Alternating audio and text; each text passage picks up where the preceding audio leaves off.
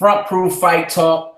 I'm here with Ed Carbajal, senior writer editor for Frontproof Media. I'm also here with senior writer editor Hector Franco. We're going to be talking Mayweather-McGregor. We're going to talk Sergey Kovalev, Andre Ward, amongst other things, boxing and mixed martial arts. I'm going to start with you, Ed. You are an expert in mixed martial arts. Give us your thoughts on Mayweather-McGregor. Do you like the fight? Is it just a circus to you? Tell us your thoughts on that. I mean, it's a circus to me, but who doesn't like the circus, right? I mean, it's a money grab. You know, I know I was trying to get more details. I heard the news before I actually went to work out. I just got back, and more details came out. I know they're fighting at 154 pounds. Was that junior middleweight they call that in boxing, right? Yes, sir. That's right. Yep. Yeah. So, with 10-ounce gloves, and I mean, like Dana White said on Conan when he was asked about it, and he started changing his mind. It's too lucrative not to happen, so it's happening. Yeah, I mean, I could see that as a reason. I kind of look at it as I saw on Twitter, someone so poignantly said that this is a boxing match for people who don't like boxing. This is essentially a money grab, and you know, for people out there who think that maybe we're having sour grapes about this, let's kick it back to reality here. Mayweather-Pacquiao had only 500 of the seats available to them by the public, or to the public. Everything else was gobbled up by the brokers, MGM Grand Hotel, and the promoters. The same thing's going to happen here. If you think you're going to be able to buy a ticket to Mayweather-McGregor, you're probably not going to, unless you're going to be paying in the thousands.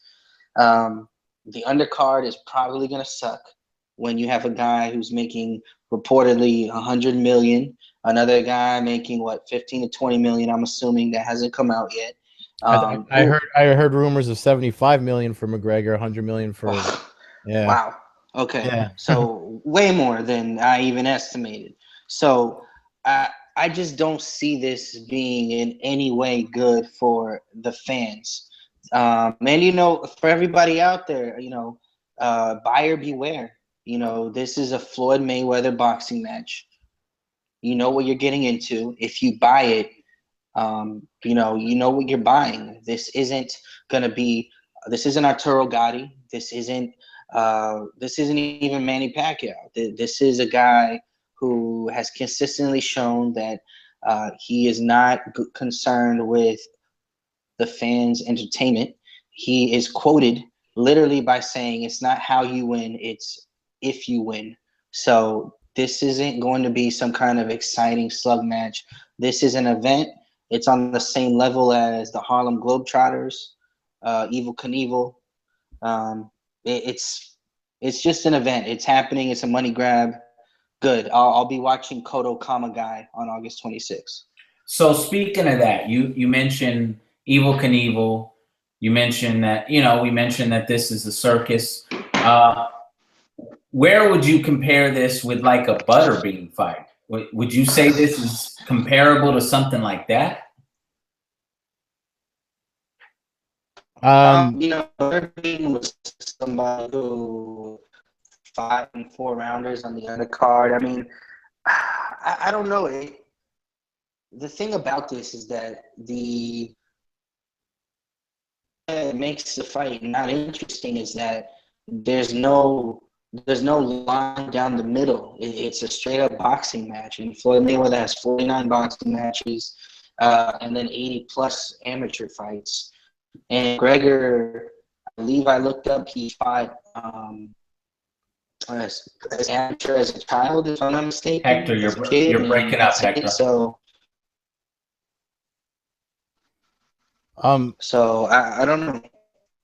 If I could just jump in for a minute, I mean, you brought up Butterbean, and it's funny because Butterbean actually fought in Pride Fighting Championships, and that actually interested me because it was a guy known for fighting, even in those 4 rounders in boxing, went over to mixed martial arts, and that's what made it interesting. The rule set, or the varied rule set, watching him compete in that is what made it interesting.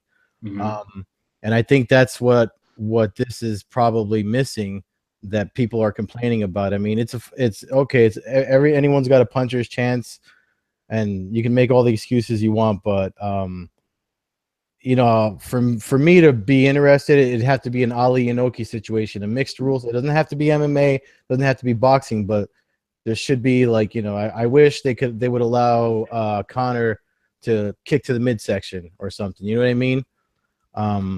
But hey, whatever. I mean, I don't see myself tuning in.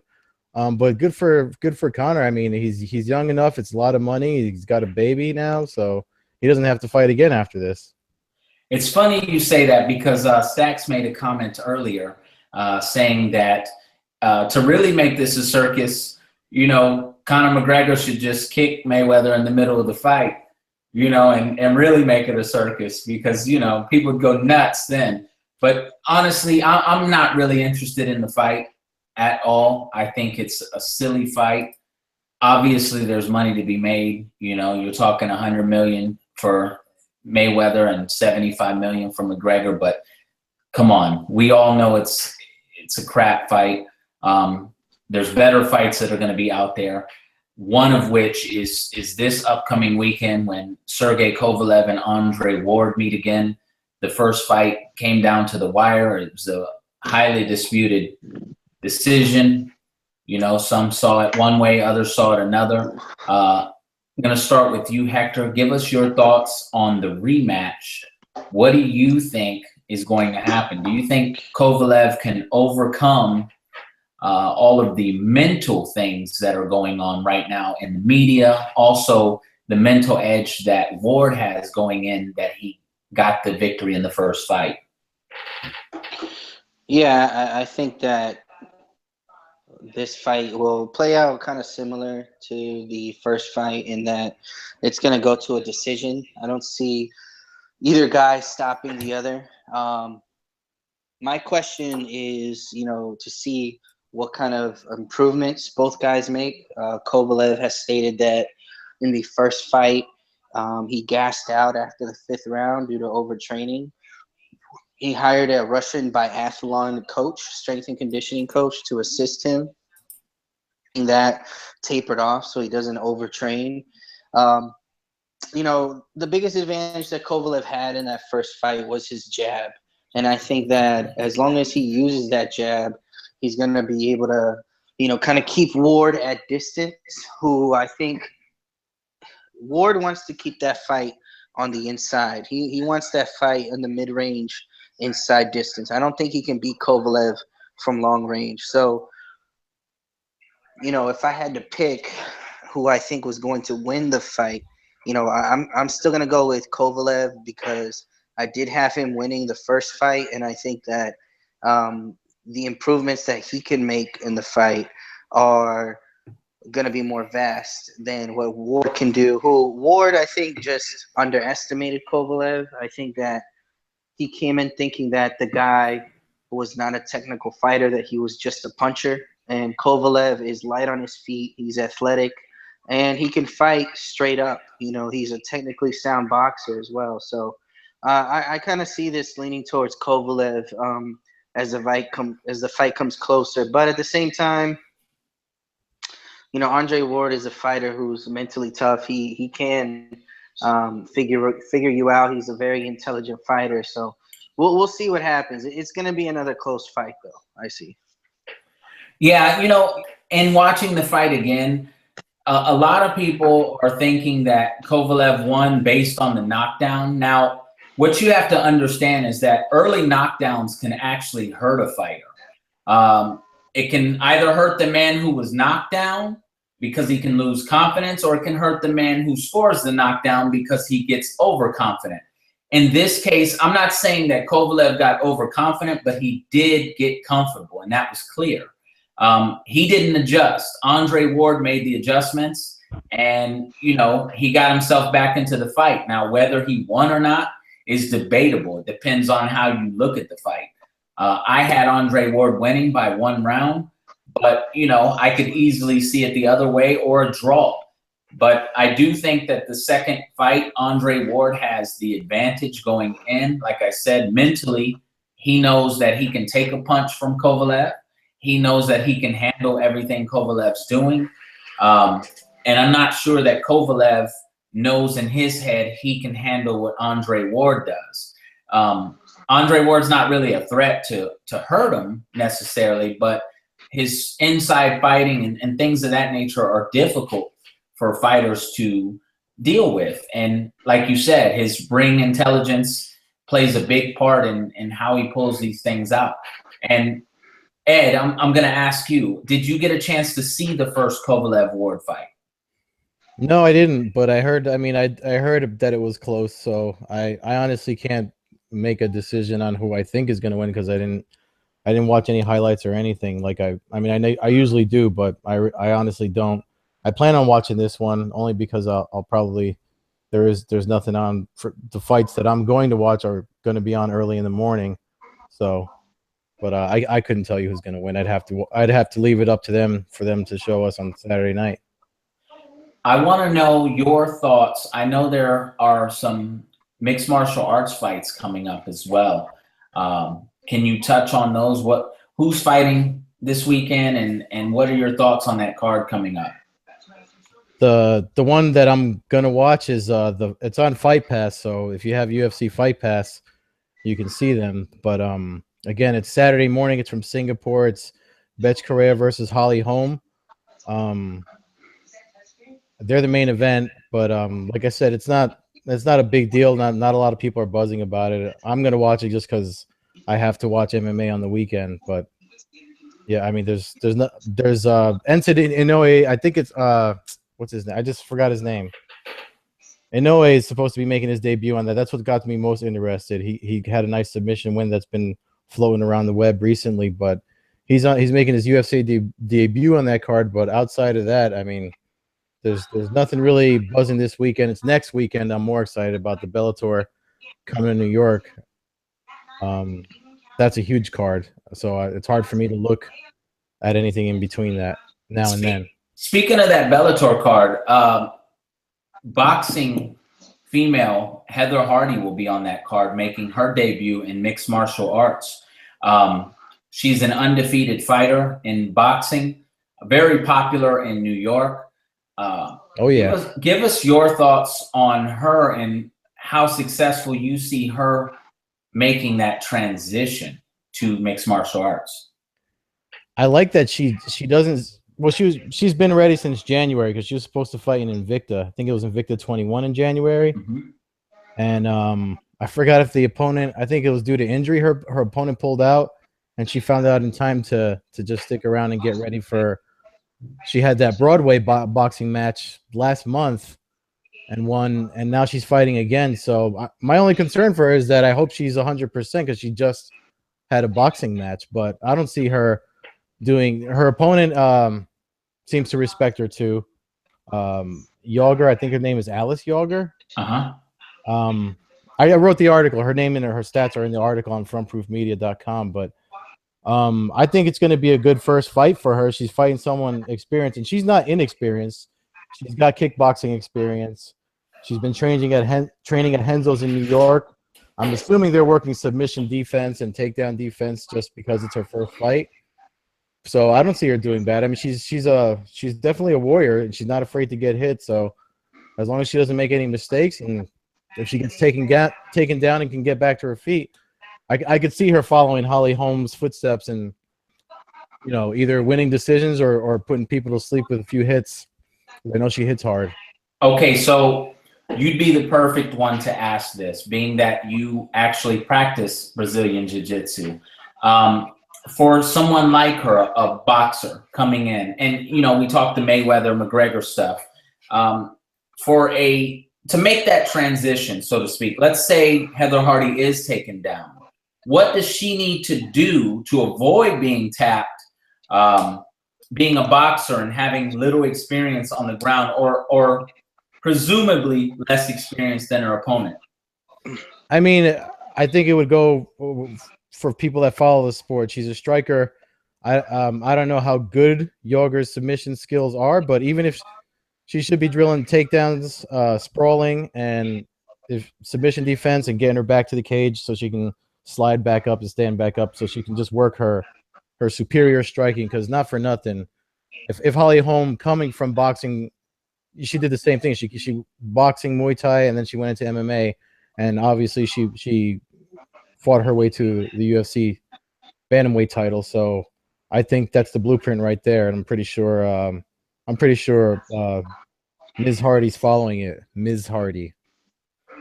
So Hector, what are your thoughts on Heather Hardy making that transition? You actually saw her fight with me in New York. You got to see exactly what she brings to the table, her toughness. Do you think she'll be successful in mixed martial arts? You know, Heather Hardy is in her 30s right now. I'm not sure how big of a transition it is. I know that she does have a kickboxing background. You know, I think what the main reason that this is happening is that the new insurance laws in the state of New York have made promoters like Lou DiBella and Star Boxing really kind of slow down their local boxing shows to a halt. And you know, there was a lot of women boxing and local fighters that fought on those cards. And so, you know, for Heather Hardy, you know, it's a blessing that MMA made the transition over to the state of New York so she could fight there. But honestly, MMA has a lot more competition and has a lot more fighters, has a lot more opportunities open for Heather Hardy. So I wish her the best, you know, making that transition from boxing to MMA.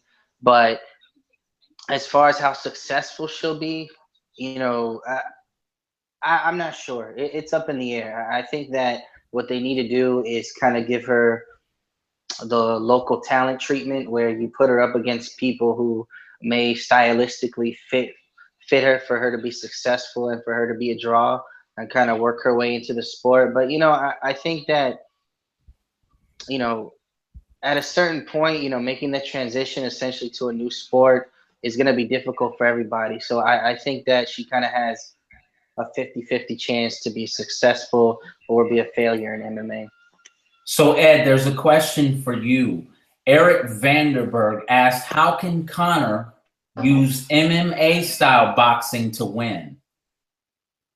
I think that's going to be a hard move for him, only because the thing about it boils down to the rule set. So the MMA style of boxing, I don't think it's going to fit into traditional boxing as we knew it, Marcus of Queensberry rules or whatever, what have you. Only because of, I mean, he's used to landing his straight left, and if you notice when he fights, he kind of fights with his hands almost at mid-level here. He's not one of these guys, so he kind of fights a little lower, and he sets up that usually. Look at his last fight with Eddie Alvarez. Eddie Alvarez actually used a very good boxing trainer, his striking coach, Mark Henry, and look what happened there. He dropped him, but again, these are guys that are not boxers. And Floyd Mayweather, everyone keeps saying how Floyd Mayweather, for the sport of boxing, is the superior boxer, and I really don't think the two styles of boxing mix well. That's why I'm saying, for this fight to be interesting to me, you got to take something away from Floyd's advantage in the boxing ring. So I don't think it's going to translate well for him in that fight. And what about your thoughts, Hector? You know, as far as what McGregor can do, I remember having a conversation with Ed in Manhattan when I was over there for Noah Jacobs, and he told me that Eddie Alvarez, I believe, like you told me that you noticed that he immediately was going the wrong way and walking right into McGregor's left hand. I doubt Floyd Mayweather is gonna make that same mistake. No, he's not, and you know, I would bet all of my savings on that. He's gonna be prepared for this fight. I think that as far as what McGregor can do, ambush him in the first few rounds to see if that works. I mean, Floyd's 40. He's going to be out of the ring for almost 2 years. I guess if anybody's going to beat him, it would be now. But, you know, I don't think McGregor's boxing would do anything. You know, you would need some change in the rules. But, you know, it's a slight change in the rules because, you know, I remember Ed referenced Muhammad Ali and Antonio Inoki, but that fight wasn't exactly entertaining. You know, yeah, Inoki just laid on the ground and kicked the shit out of Ali's shins. So, you know, as far as McGregor boxing here, I just don't. No, I can't see him being successful in any way trying to box Floyd. I mean, this is gonna be his debut boxing match. Yeah. He's gonna, you know, one of my favorite quotes actually by WBC and WBA welterweight champion Keith Thurman is that every boxing match starts off as a boxing match and then it turns, or it has the potential to turn into a fight. So Conor's going to have to try and make this into a fight. And I think ambushing Floyd is the best way to do that, throwing a shitload of punches to try to win rounds and outscore Floyd. But I don't know, man. I just don't see that happening in a positive way for Conor to use any kind of boxing moves or techniques to try to box with Floyd. And here's my thoughts on that. Floyd is one of the best defensive fighters of this generation, if not in the history of boxing. He's a very astute fighter. He sees everything. For evidence of that, all you got to do is YouTube a video with Andre Berto. He talks about it in detail, how he was just so amazed at how Floyd sees everything that's going on. And everything is in slow motion to him. So it's truly like the Matrix when you're fighting him. Another thing, Floyd he doesn't get the credit for being powerful, but he's more powerful than people think. And he's also pinpoint accurate. So not only does he have defense, but his counterpunching skills are magnificent. So I just can't see Conor McGregor, one, breaking through the defense, and two, being able to avoid what Floyd can do. Floyd can essentially pot shot 12 rounds and win easily. I think he stops McGregor personally. I think he stops him early as well because McGregor has shown the tendency to gas. Floyd's not going to gas. I can't remember the last time seeing Floyd gas. He walks around in shape. And there's just no fathomable, can't get the word out. There's no way I see him winning, period. I mean, well, you know what the selling point of it is? I mean, this is why we're talking about it. This is why people are chiming in on Instagram and stuff. It's the what if factor. Anybody that collected comic books, I don't know if anyone can see that, but if you collected comic books back in the day, they even referenced it in the recent Guardians of the Galaxy movie. There was Marvel printed a series called What If. It was the What If comics. There were each comic printed one story that you didn't have to know a beginning or an end. It was this one story, and everyone bought the issue and read this weird story because it's What If, and they wanted to see what happened in this alternate universe or alternate storyline. And that's pretty much this is combat sports. What if? You know what I mean? Like, what if Conor lands that straight left? What if he gets knocked out by Mayweather? You know, like people say, like, when they tune in to watch like Brock Lesnar and Mickey Gall and CM Punk, you know, like they tune in to watch them lose, but there's always that chance that they could win. You know what I mean? And that's why this is such a big deal to folks. And I give credit to McGregor for agreeing to boxing rule sets and trying. I mean, why not? You know, you're going to make a lot of money, and why not test yourself? So, I mean, I see the appeal to it. It doesn't appeal to me, but I understand why people are buzzing over it. Jack asked, "Do I feel Floyd stops him in 3 rounds?" I think 4 rounds he could stop him. It's entirely possible for him to do it in 3, but I think 4 would be a more likely scenario. And Eric also brought up, how about feints and the counters of Mayweather? I mean, that goes back to what Ed just said about what if. If you go back and look at Floyd Mayweather and how he counters people and stuff, I just don't see McGregor having what it takes to do that. Boxers couldn't counter Floyd Mayweather, or if they did, he just figured them out. This is something we haven't discussed yet. Floyd Mayweather is a master at adjusting. So whatever you do, he was hurt in the fight. He was hurt in a couple fights, but the one that always sticks out to me is Shane Mosley. He was hurt in that fight. What did he do? He adjusted, and he shut Shane Mosley out the rest of the fight. Shane Mosley looked like he wasn't even there anymore. He was invisible at that point. And this is the thing that Floyd Mayweather does better than anybody. The only one that I can think of in terms of right now in the sport is Terrence Crawford. He's similar in that manner. He can shut you out. He can adjust and shut you completely down. That's what I see happening if Conor McGregor does land something. And, you know, they keep talking about Conor's power, but Floyd's been hit with power before. You know, these boxers aren't new to the game. He's fought 49 professional fights. You don't think he's run into power at some point and gotten hit clean? Of course he has. So I don't think Conor McGregor brings anything to the table that Floyd hasn't seen, but I think that Floyd brings a lot to the table that Conor hasn't seen. And that's not being biased. That's just being honest about the situation. What shocks me most about this fight, another thing we haven't brought up, is the fact that the Nevada State Athletic Commission commissioned a fight between a guy with 0 professional boxing matches against somebody who's going into their 50th. Yeah, that's got to be that Vegas grease. That's crazy, though. Yeah. You know what I mean? Because if you or I tried to do that, it would be an automatic no. And I'm already seeing fighters on Facebook protesting this, saying, you know, I couldn't get a fight like this. No, but you know what? I mean, I think I feel like it was on the MMA Hour. Helwani said it, when people with a lot of money want to make something happen, they'll find a way to make it happen.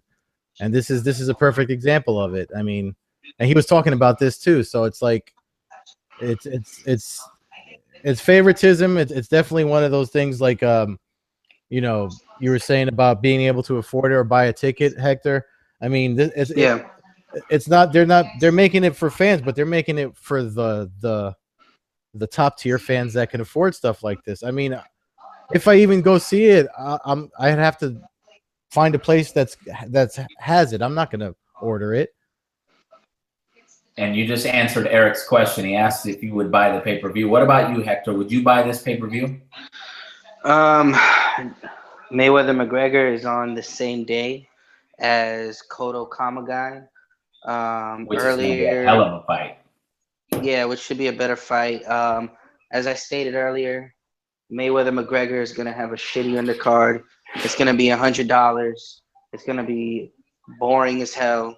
No, I'm not going to order it. Maybe I'll Facebook Live it.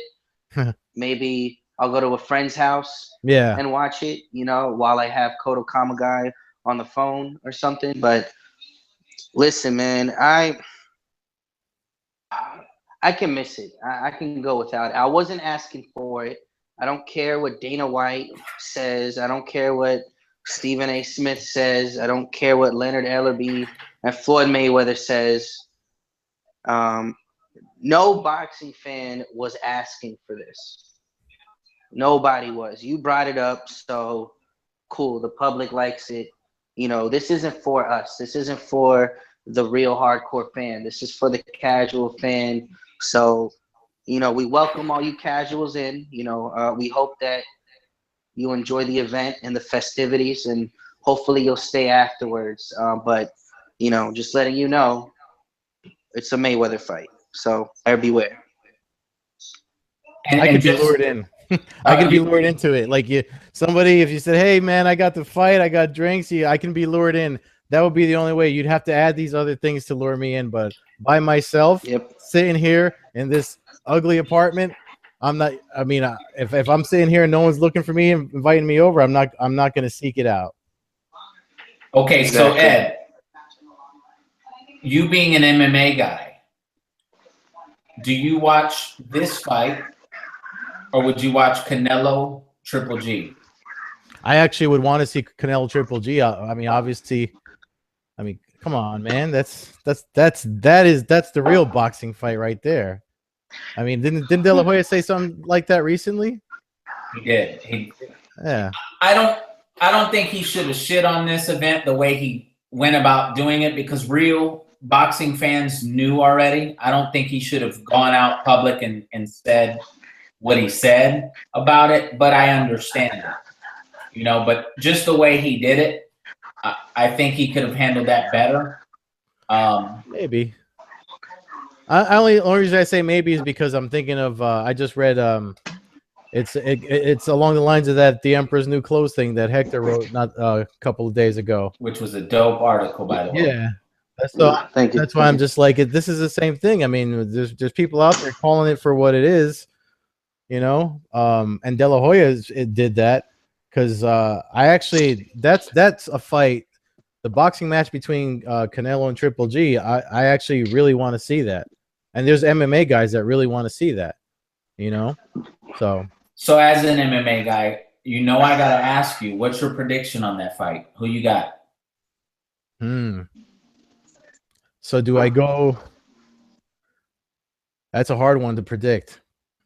Only reason is it's hard to I'd have to watch their recent fights. Actually, I can't answer that. When I think about their recent fights, only because Hector's on with us, and he and Hector watched the last time Triple G fought. That's why he was in New York. Correct. Right? That was for that fight, right? Correct. So Yeah.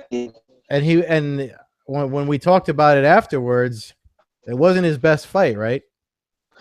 No, it wasn't his best performance, but it was also his best fighter he's ever fought in Daniel Jacobs. So Yeah, you know that goes in hand.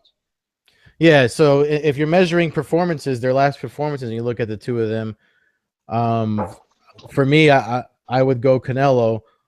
But if you're looking at quality of opponents, then obviously Triple G is the one to go with. So, which is why that's an more interesting boxing match to watch over you know the money fight.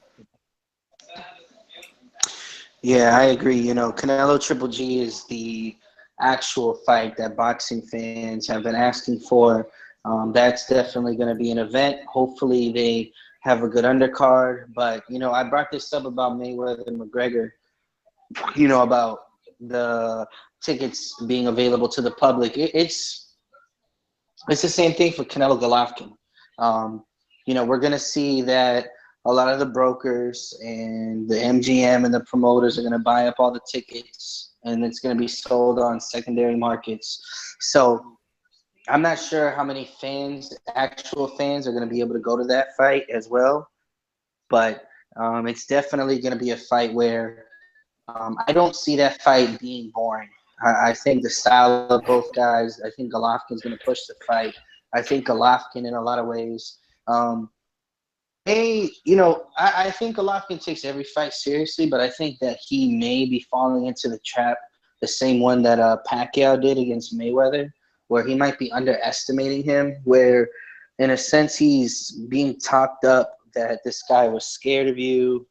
And then when you get in the ring, you find out that that wasn't necessarily the case. So we'll find out, though. I mean, I'm still picking Golovkin to win the fight, but I do think that Canelo has definitely made it more of a 50-50 fight within just a year.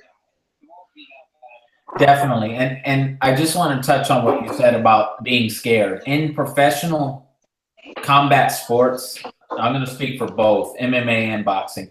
These guys aren't scared of one another. They've been doing this long enough. They've seen it all. They've been in with punchers. They've been in with boxers. They've been in with strikers. They've been in with jiu-jitsu guys. They've seen it all.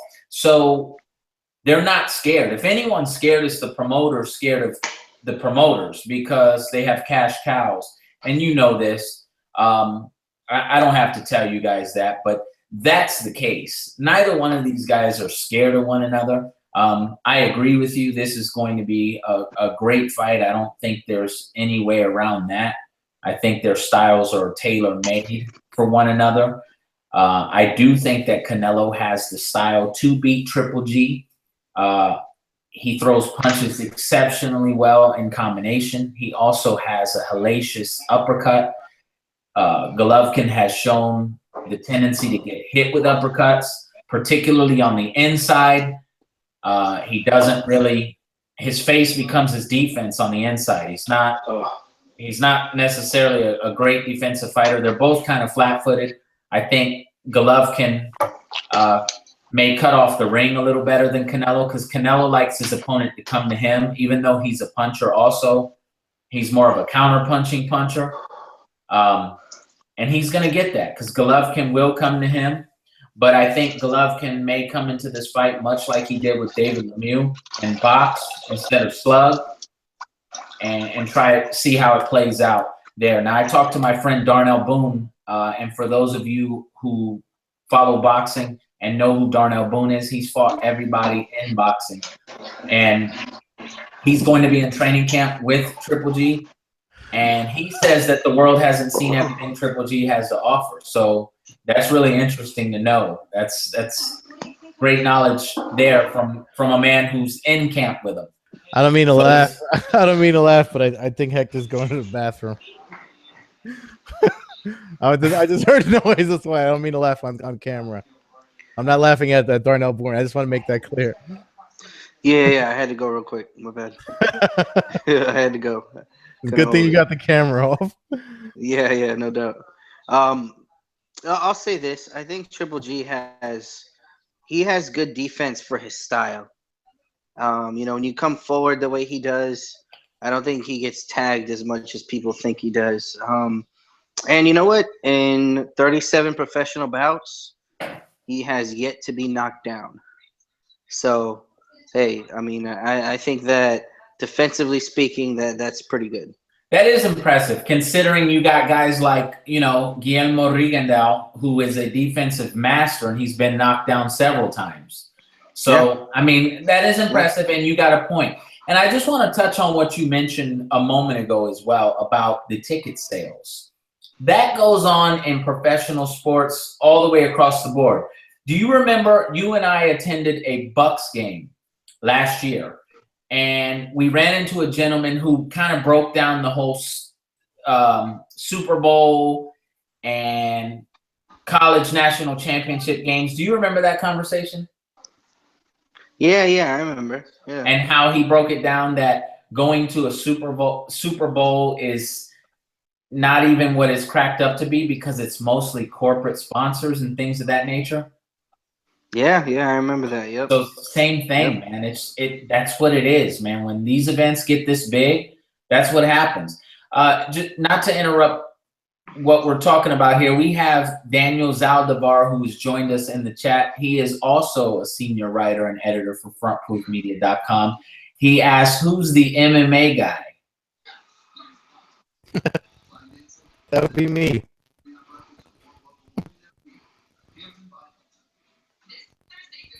Anybody have any more thoughts to share? And matter of fact, I want to ask you, Ed, UFC seems to be going downhill lately.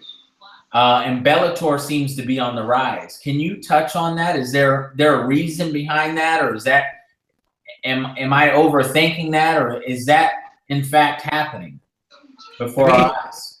You'll get people saying, there's people that agree. Your mic is breaking up, sir. Mike? Yes. How does it sound now? Sound like you're talking into a fan. I don't know if it can be helped. But just to answer your question, I think there's people that see them failing and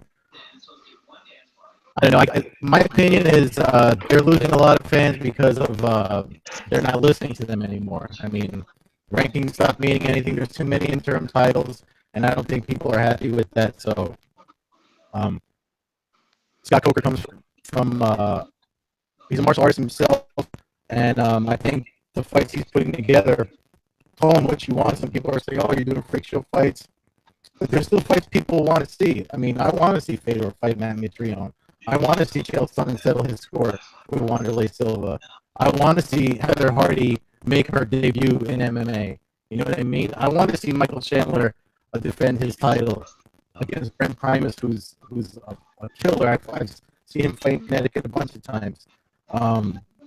There's so many fights on that card that I want to see that versus recent UFC cards. I can probably say there's 3 or 4 fights that I wanted to see, but most of the fights on this Bellator card in New York, I think I said to you guys a couple of days ago, from top to bottom, I want to see almost all of these fights.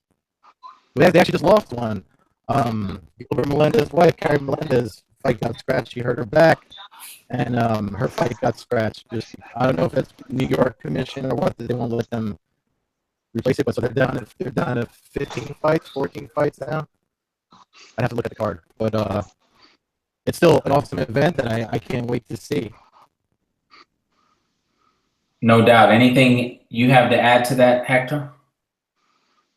No. I think pretty much Ed set it all for us there. Now, Ed, do you think that the Reebok sponsorship is hurting the UFC at all? Yeah. Hey, I'm sorry. I had to be the elephant in the room, man. Yeah. I mean, Joe Lozon actually put up a recent vlog, and I didn't watch it, but I think he does it really nice. But he's a smart guy. I recommend people go watch it because he gives his take on it. But I mean, there's people that have left that specifically reference the Reebok deal and how they don't like it. Scott Coker himself said the Reebok deal is the best thing that ever happened to Bellator because it's making it easier for fighters when they become free agents to say, "Hey, let me pick up the phone and call Scott Coker and see what he wants." So, Ed, Daniel said, "Fix your mic."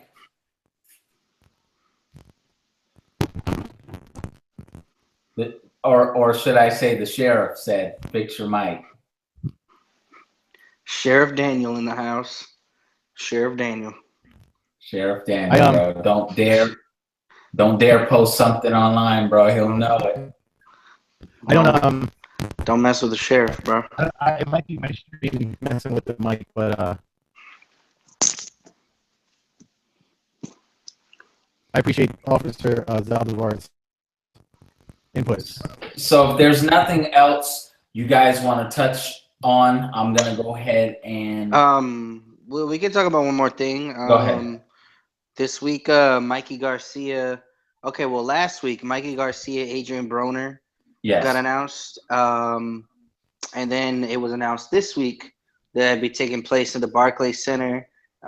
So, you know, what are your thoughts about that matchup? My thoughts? Yeah, what are your thoughts about that match? I think it's I think it's an excellent matchup. Style-wise, now, which Adrian Broner is going to show up? Is it going to be the lazy Adrian Broner that we've seen of late? Or is it going to be the Adrian Broner that was successful before he started being Mayweather or trying to be Mayweather? I think that Adrian Broner's long gone. I don't think he can resurrect that guy. So I think Mikey Garcia stops him in impressive fashion. I don't see Adrian Broner having enough to keep Mikey off of him. Mikey's a patient fighter with solid fundamentals. He can punch, he can box. So what can Adrian Broner do to beat Mikey Garcia? Because speed's not going to be enough. Yeah, he's going to be the faster guy, but when was the last time we ever saw Adrian Broner throw a combination? Or when was the last time we saw Adrian Broner try to do anything outside of throw one punch at a time and throw 5 punches around?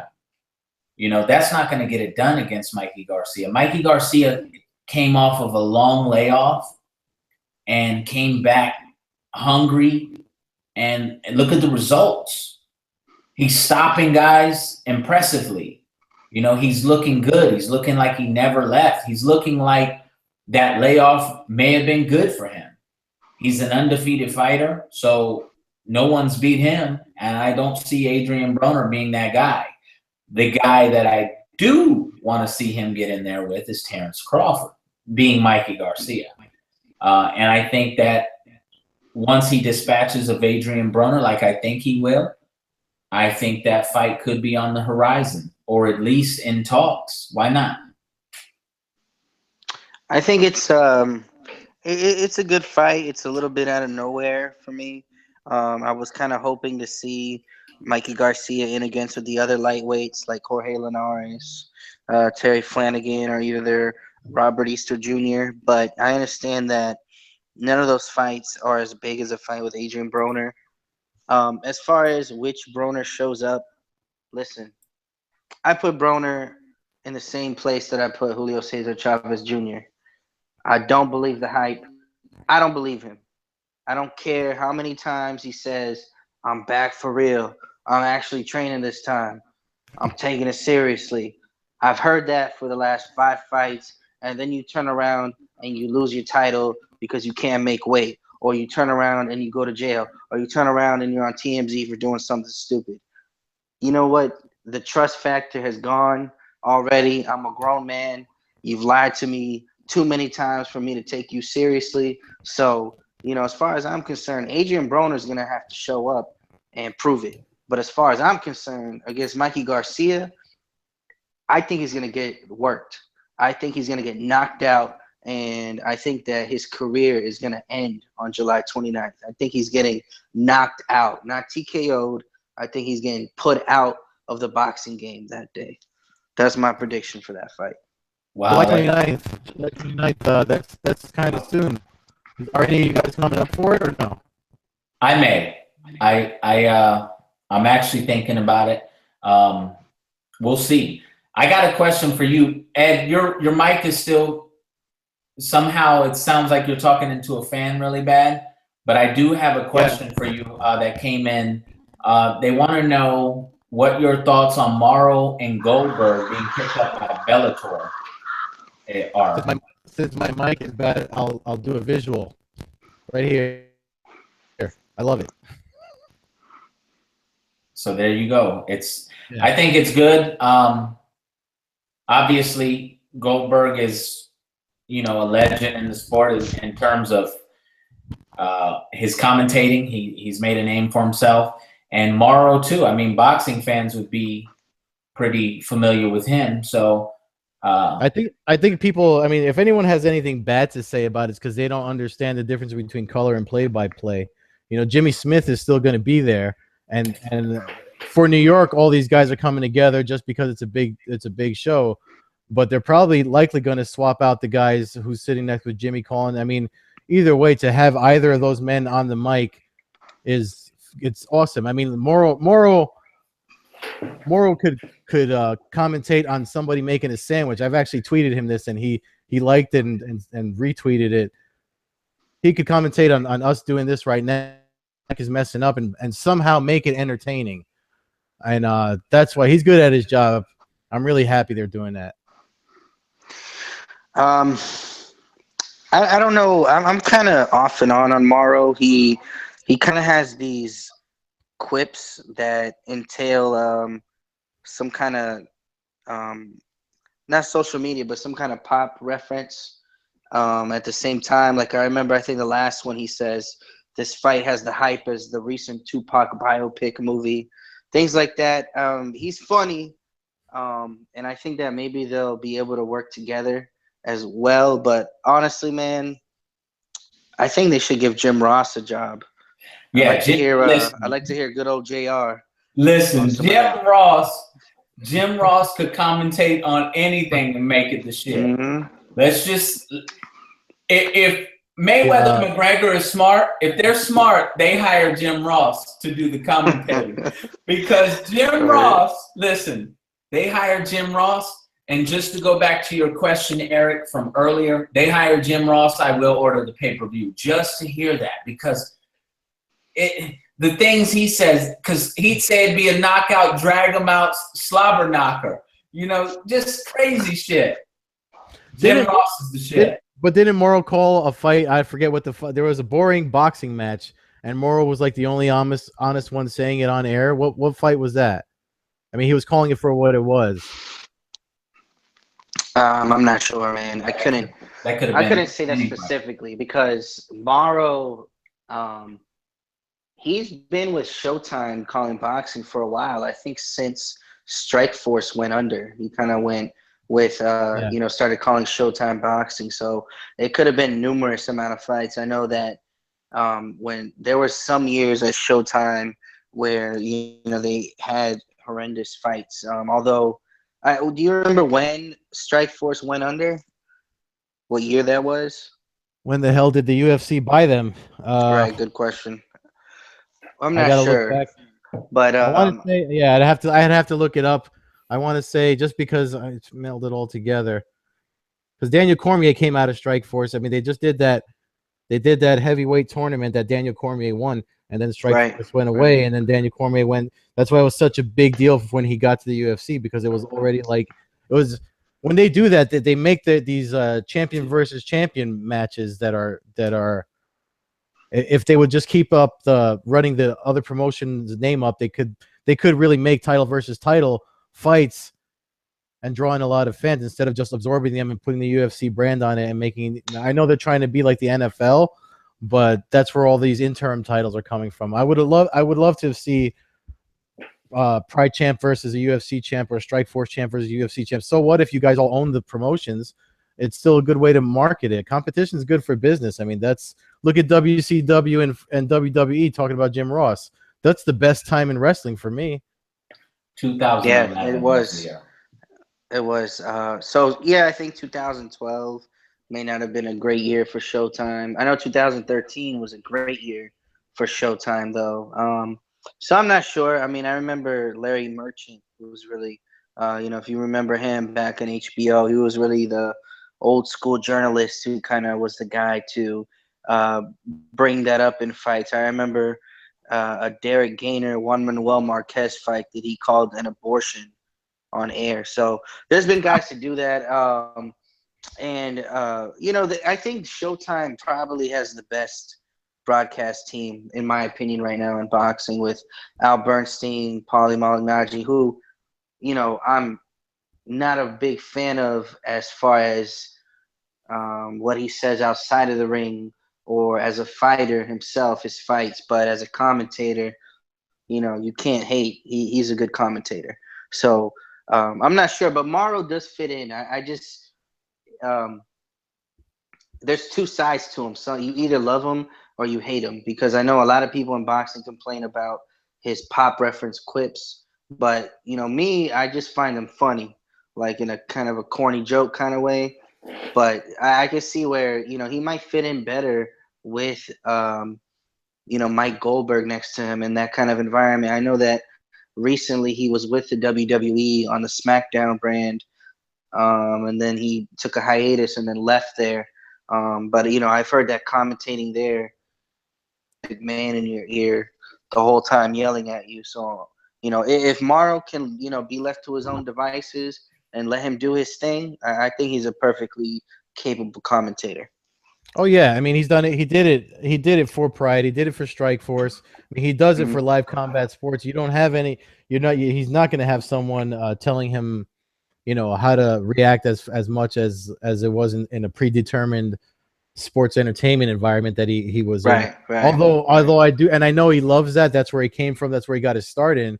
But his versatility over the years I remember when they first announced him going to SmackDown, there's people that didn't know who he was, and I said, you guys just won the commentator lottery, because I love him. I mean, I know there's MMA guys I talk to too that don't like him, and I'm just like, well, lighten up. The guy, I mean, he's trying to make what you're watching, add more excitement to it.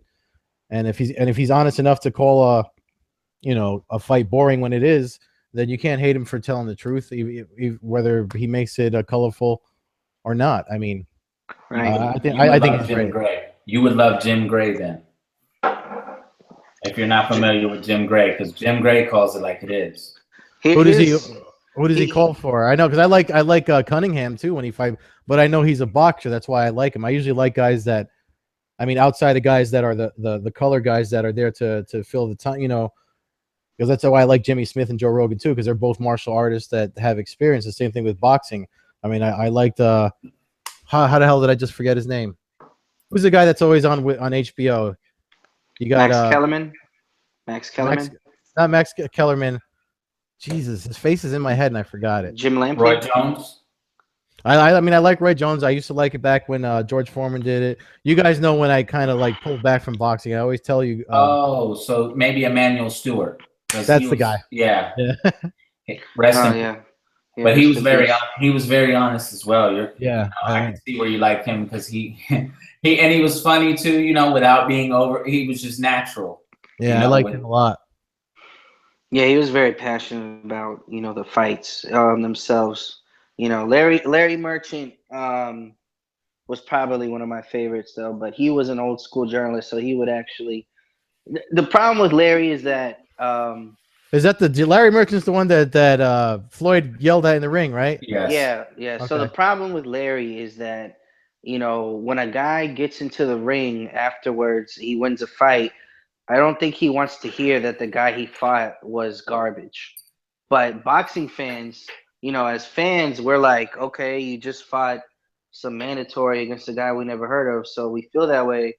But the boxer right outside of the ring, post-fight, probably doesn't want to hear that right after he just got done knocking him out. So I think that maybe Larry may have been a better fit, like not doing the post-fights with guys, and I think that's where a lot of the contention came in because he isn't a guy who placates to the network, and I think that's why he's not there now. Max Kellerman is okay, but he's the comparison king. Like if you know, a few weeks ago against Terrence Crawford, he compared him to Pernell Whitaker, Marvin Hagler, Tommy Hearns, and Sugar Ray Leonard in the same night. And I don't know what kind of damn fighter he was watching, looking at Terrence Crawford as all four of those guys at once.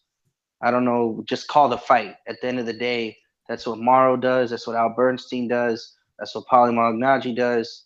Max Kellerman has a tendency to compare fighters to other fighters instead of actually calling the fight. So that's where I miss Larry Merchant.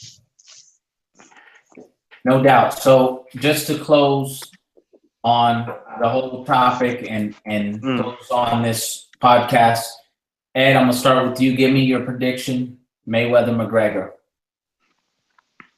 Oh, it's gonna be I'm just gonna stick with the consensus that it'll be Mayweather by unanimous decision. I don't see Conor can take a punch, so I don't see him getting knocked out. So Can he go 36 minutes though? No. You talking about Conor? Yeah, because remember. No. He gassed in the championship rounds both times he fought Nate. And I think the fact that they're making him fight at 154 pounds. It's not 170, and it's not 145, which what he fought at when he came up in the UFC, and you know that's one of the two divisions. He holds a 155 against Eddie Alvarez, but he got the finish quick in that fight. We really haven't seen him at 155 otherwise. So, but generally, from when you see him go past in MMA time, the 5-minute rounds, when you see him go into the championship rounds, round 3, round 4, that's when you see him taking deeper breaths. So for boxing, that goes, for some people say it goes on forever. I mean, it's 11 minutes longer. Yeah. So you think a unanimous decision still? For Mayweather, yeah. Yeah, okay. How about you, Hector? You know, speaking of the fight being at 154, I think that was the only advantage that McGregor has in the fight, or that he got for him as far as the fight itself. You know, it was if the fight was contested at 147, I've seen Conor at weigh-ins when he weighs at 145. He does look he doesn't look great as far as I'm concerned when he weighs in at that weight. But you know, I think that I'm expecting Mayweather. He's 40 now, So I don't know what to expect from him, really. I think that he should kind of put on the same kind of performance he did against Arturo Gatti back in 2005, kind of come full circle with his first pay-per-view performance to his last pay-per-view performance, where he kind of has this performance where he overwhelms a guy with his hand speed. But I don't know, man. I don't know what to expect of Floyd in this fight. He's older. He's 2 years out of the ring. You know, the safe bet is that he'll move and outbox Conor, and Conor won't be able to land a punch the whole fight, and it'll go 12 rounds and the fight will be over. So Mayweather is in a lose-lose situation. He's going to get zero credit for winning the fight. And if he loses somehow, he's going to be, and depending on how he loses, he's going to be, if you think Michael Jordan crying is a pretty big meme, Floyd Mayweather losing to Conor McGregor is going to be a huge meme. It's probably going to take over the internet for the next 5 years, I'm sure, if that were to actually happen. So my prediction for the fight, you know, just go with what we always go through. Mayweather by unanimous decision. He carries McGregor to a decision. I think that Mayweather stops him inside of 6 rounds.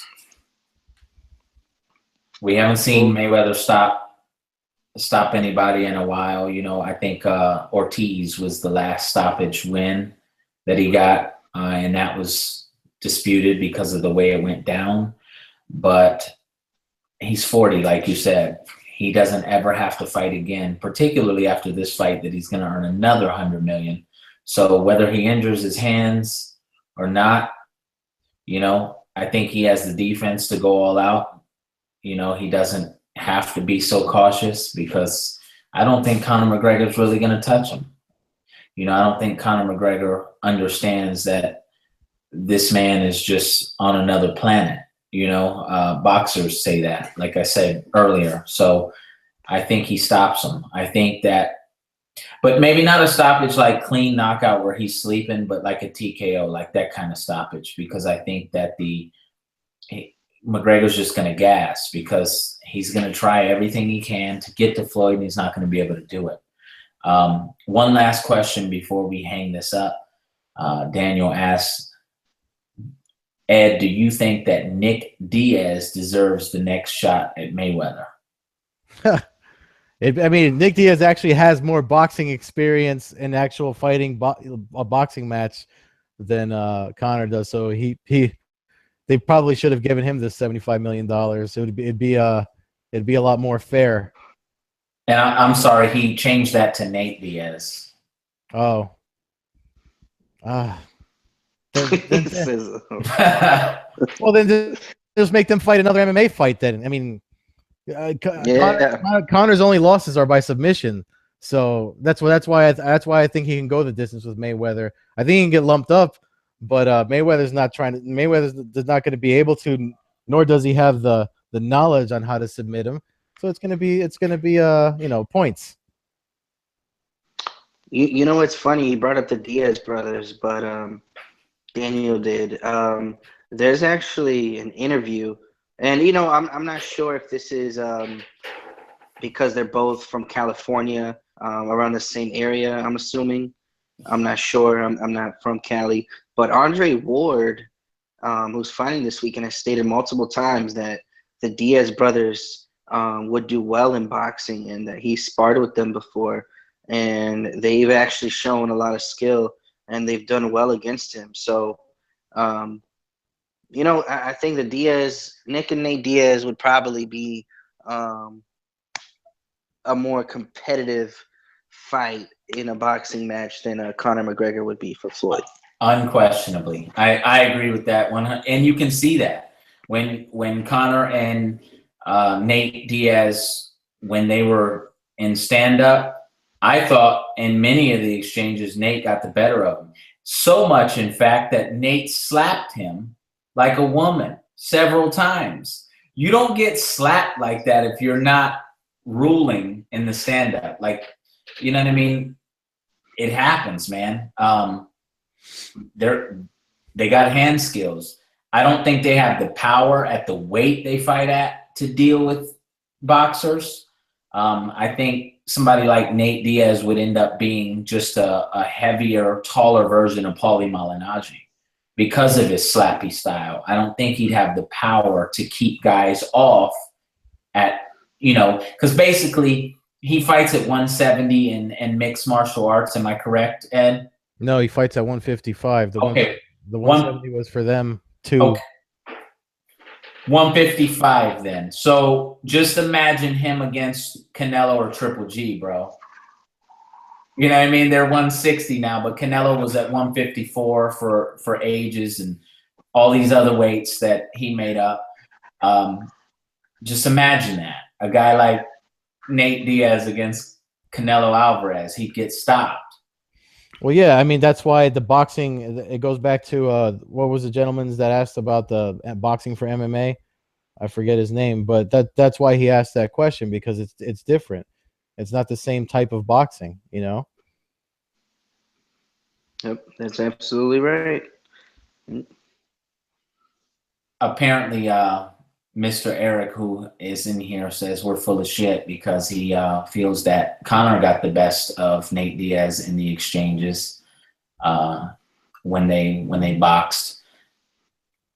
I don't know about that, man.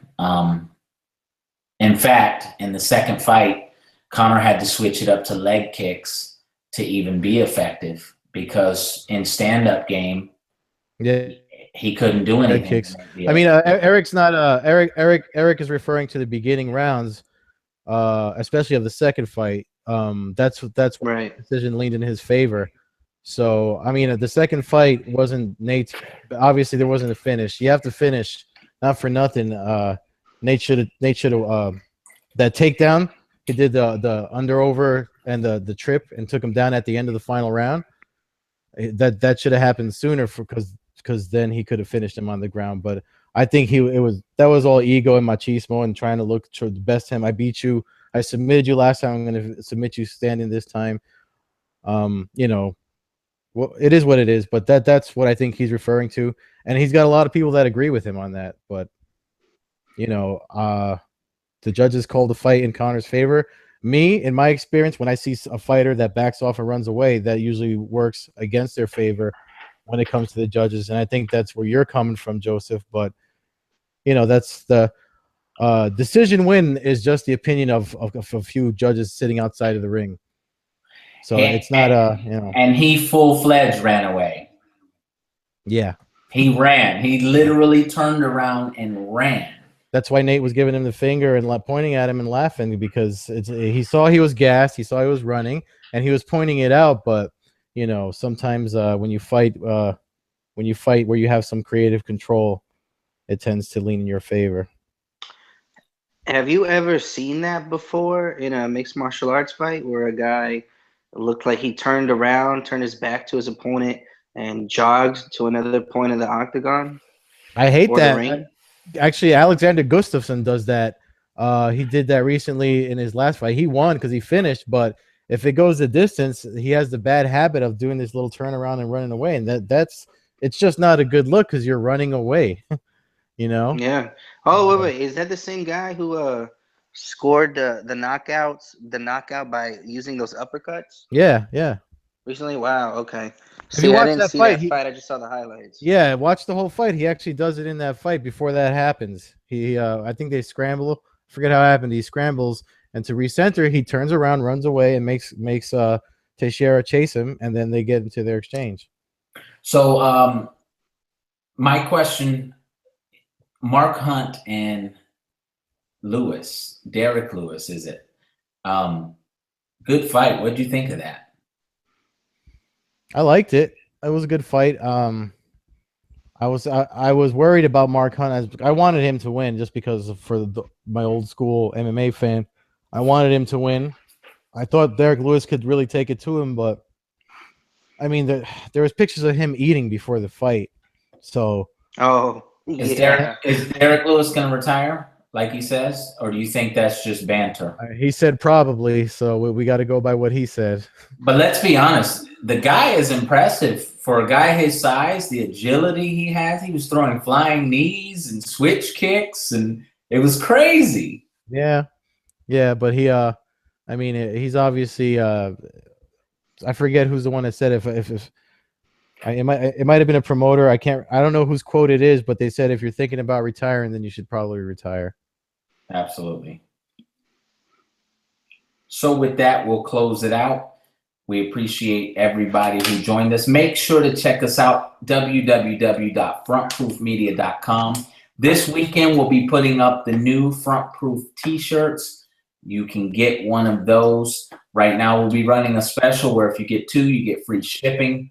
That will be available on www.frontproofmedia.com. Myself, Ed Carbajal, and Hector Franco, once again, would like to thank you all for joining us. And we'll be back next Wednesday talking boxing and MMA.